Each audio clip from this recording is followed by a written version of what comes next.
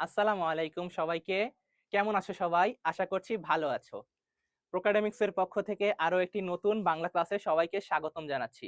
বোর্ডের দিকে তাকিয়ে নিশ্চয়ই বুঝতে পারছো আজকে আমাদের আলোচ্য বিষয় এসএসসির বৃষ্টি কবিতা। আজ এই বৃষ্টি কবিতার আলোচনার পুরোটা সময় জুড়ে তোমাদের সাথে থাকছি আমি লাবিব, পড়ালেখা করছি ঢাকা বিশ্ববিদ্যালয়ের অর্থনীতি বিভাগে। এসো বৃষ্টি কবিতার আলোচনায় চলে যাওয়া যাক। বৃষ্টি কবিতাটি লিখেছেন কবি ফররুখ আহমদ। কবি ফররুখ আহমদ সম্পর্কে কিছু গুরুত্বপূর্ণ তথ্য দেখে নেই। কবি ফররুখ আহমদ 10ই জুন 1918 সালে মাগুরা জেলায় জন্মগ্রহণ করেন। তার শিক্ষা জীবন সম্পর্কে আমরা উল্লেখযোগ্য যা দেখতে পাই, তিনি কলকাতা রিপন কলেজ থেকে আইএ পাশ করেছেন। তিনি কলকাতার স্কটিশ চার্চ কলেজে দর্শন ও ইংরেজি, একটু লক্ষ্য রেখে দুটি বিষয়, দর্শন ও ইংরেজিতে অনার্সের শিক্ষার্থী ছিলেন, কিন্তু তিনি স্নাতক সম্পন্ন করেননি। কর্মজীবনে তিনি ঢাকা বেতারে স্টাফ রাইটার পদে কাজ করেছেন। তার কিছু গুরুত্বপূর্ণ গ্রন্থের কথা যদি আমরা বলি, মুহূর্তের কবিতা, সাত সাগরের মাঝি, হাতেম তাই। তিনি কিছু উল্লেখযোগ্য পুরস্কার পেয়েছেন: বাংলা একাডেমি পুরস্কার, আদমজী পুরস্কার, 21 পদক। তার সাহিত্যের গুরুত্বপূর্ণ বৈশিষ্ট্য হচ্ছে ইসলামিক আদর্শ ও ঐতিহ্য তাকে কাব্য সৃষ্টিতে প্রেরণা জুগিয়েছে। তিনি 19 অক্টোবর 1974 সালে মৃত্যুবরণ করেন। বৃষ্টি কবিতার কিছু গুরুত্বপূর্ণ তথ্য দেখে নিব। তার আগে কিছু অলংকার নিয়ে কথা বলতে চাই। অলংকার হচ্ছে কাব্য রচনার সময় কাব্যকে সৌন্দর্য মণ্ডিত ও হৃদয়গ্রাহী আকর্ষণীয় করে তুলতে কবি কিছু কৌশল অবলম্বন করেন, এগুলোকে অলংকার বলা হয়। অলংকারের দুইটি প্রকারভেদ রয়েছে, একটি শব্দালংকার আর একটি অর্থালংকার। শব্দালংকারের একটি গুরুত্বপূর্ণ বিষয় হচ্ছে অনুপ্রাস। অনুপ্রাস হলো একটি বাক্যে বা চরণে একই ব্যঞ্জনধ্বনির পৌনঃপুনিক বা পুনরাবৃত্ত ব্যবহার। এই বৃষ্টি কবিতায় আমরা অনুপ্রাসের ব্যবহার দেখতে পাবো। অনুপ্রাসের কিছু প্রকারভেদ আছে বৃষ্টি কবিতার ভিতরে। অন্তমিল অনুপ্রাস এবং পুনরাবৃত্তি অনুপ্রাস, এই দুই ধরনের অনুপ্রাস আমরা দেখতে পাই। অলংকারের আরেকটি বিষয় হচ্ছে অর্থালংকার। অর্থালংকারের অন্তর্গত বিষয় হচ্ছে উপমা। উপমা হলো দুটি ভিন্ন বস্তু যাদের বৈশিষ্ট্য সমান এমন বস্তুদ্বয়ের মধ্যে তুলনাকে বলা হয় উপমা। এই কবিতায় আমরা কিছু উপমার উদাহরণ দেখতে পাবো, যেমন রুগ্ন বৃদ্ধ ভিখারির রগথা হাতের মতন রুক্ষ মাঠ। অর্থাৎ একজন বয়স্ক ব্যক্তি, তোমরা লক্ষ্য করে থাকবে, অনেক বয়স যখন হয়ে যায় তার চামড়া কুঁচকে আসে, তার শরীরে হাত থেকে রগ ফুলে উঠে দেখা যায়। তো গরমের সময় মাঠ এমন ভাবে শুকিয়ে যায় বা ফেটে চৌচির হয়ে যায়, ওরকম উঁচু নিচু অবস্থা সৃষ্টি হয়। আবার বিদ্যুৎ রূপসী পরী, অর্থাৎ আকাশে যে বিদ্যুৎ চমকায়, এটাকে পরীর সাথে তুলনা করা হয়েছে। এই কবিতাটির লয় ধীর গতির। কবিতাটি একটি সমিল কবিতা। কবিতাটির চরণে মাত্রা সংখ্যা হলো 8+10।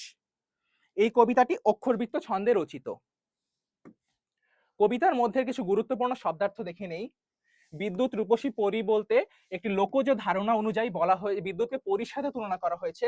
অর্থাৎ মনে করা হয় যে একটি পরী যে আকাশে মেঘ থেকে মেঘে গমন করে, তো তার এই চলাচলের সময় আকাশে বিদ্যুৎ চমকায়। সওয়ার মানে আরোহী। দিগন্ত হচ্ছে এমন একটি জায়গা যেখানে আকাশ এবং মাটি মিশে গেছে বলে মনে হয়, প্রকৃতপক্ষে এমন কোনো স্থান হয় না, অর্থাৎ দূরে দেখলে মনে হয় যে আকাশ যেন মাটিতে মিশে গেছে। আর আভা মানে আলো। এসব আমরা মূল কবিতার আলোচনায় চলে যাই।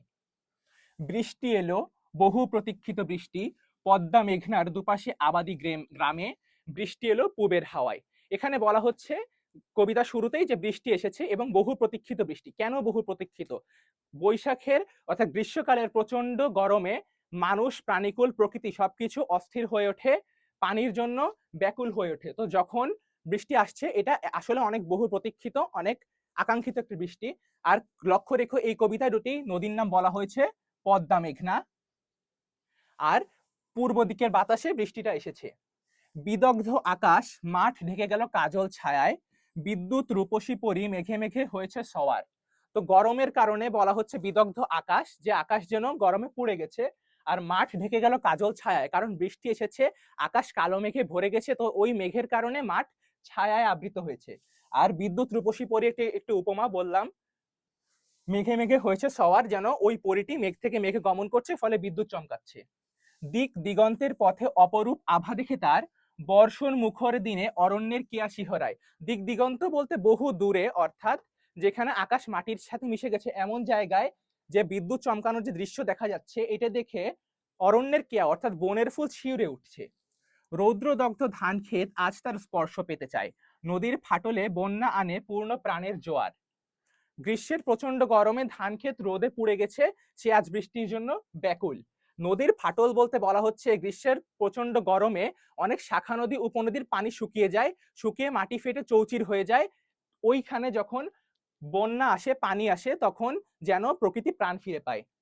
রুগ্ন বৃদ্ধ ভিখারির রগ ওঠা হাতের মতন রুক্ষ মাঠ, আসমান শোনে সেই বর্ষণের সুর।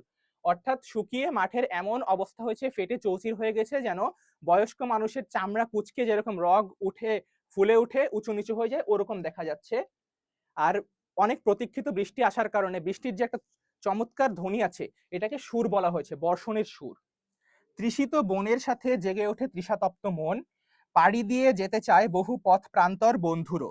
যেখানে বিস্তৃত দিন পড়ে আছে নিঃসঙ্গ নির্জন, সেখানে বর্ষার মেঘ জাগে আজ বিষণ্ণ মেদুর। তোমাদের হয়তো এই মেদুর শব্দটি নতুন মনে হতে পারে। এই মেদুর শব্দটির অর্থ কোমল, স্নিগ্ধ। আবার মেদুর বলতে বোঝায় বর্ষণমুখর অবস্থা। তো কবিতার এই শেষাংশে বলা হয়েছে যে প্রকৃতির সাথে মানব মনেরও একটি সম্পর্ক আছে, যে তৃষিত বনের মতো মনও তৃষাতপ্ত। তো যখন প্রকৃতিতে পরিবর্তন আসছে, এই গ্রীষ্মের মধ্যে একটা বর্ষার সঞ্চার হচ্ছে বহুল আকাঙ্ক্ষিত, তখন মানুষের চিন্তাধারায় পরিবর্তন আসছে। কেউ স্মৃতিকাতর হয়ে পড়ছে, পুরানো দুঃখের কথা মনে পড়ছে, কেউ পুরানো সুখ স্মৃতিতে ডুবে যাচ্ছে। প্রকৃতির পরিবর্তনের সাথে মানব মনের পরিবর্তনের একটি গভীর সংযোগ কবি সুন্দরভাবে উপস্থাপন করেছেন। কবিতার পাঠ পরিচিতি দেখে নেব আমরা। এই কবিতাটি কবি ফররুখ আহমেদের মুহূর্তের কবিতা কাব্য থেকে সংকলিত হয়েছে। কবিতাটিতে কি আলোচনা করা হয়েছে এটি যদি আমরা এক বাক্যে বলতে চাই, তাহলে বলবো একটি গভীর চিন্তা বা আত্মমগ্নতার বর্ণনা, যেখানে প্রকৃতি এবং মানসিক অবস্থা একে অপরের সাথে জড়িত। অর্থাৎ প্রথমত এখানে গ্রীষ্মের পর বর্ষার আগমনে প্রকৃতিতে কিরূপ প্রাণ সঞ্চার হচ্ছে, একটি মৃতপ্রায় অবস্থা থেকে প্রকৃতি কিভাবে পানির পরশে জেগে উঠছে সেটি বর্ণনা করা হয়েছে। এবং পরবর্তীতে কবি এখানে দেখিয়েছেন যে প্রকৃতির পরিবর্তনের সাথে মানব মনে কিরূপ প্রভাব পড়ছে, মানুষের চিন্তাধারায় পরিবর্তন আসছে, মানুষ স্মৃতিময় কাতর হয়ে উঠছে, এই বিষয়টিও এখানে দেখানো হয়েছে। আশা করছি আমাদের এই পুরো পাঠ পরিচিতিটা এখানে আছে, তোমরা পড়ে নিবে। আশা করছি আমার এই আজকের আলোচনায় তোমরা বৃষ্টি কবিতা সম্পর্কে যথেষ্ট ধারণা অর্জন করেছো। এরকম আরো কন্টেন্ট পেতে আমাদের প্রোকাডেমিক্স চ্যানেলের সাথে যুক্ত থেকো, আমাদের ক্লাস নিয়মিত দেখবে এই আশা করছি। সকলকে শুভকামনা জানিয়ে আমার ক্লাস আমি এখানেই শেষ করছি। ধন্যবাদ সকলকে।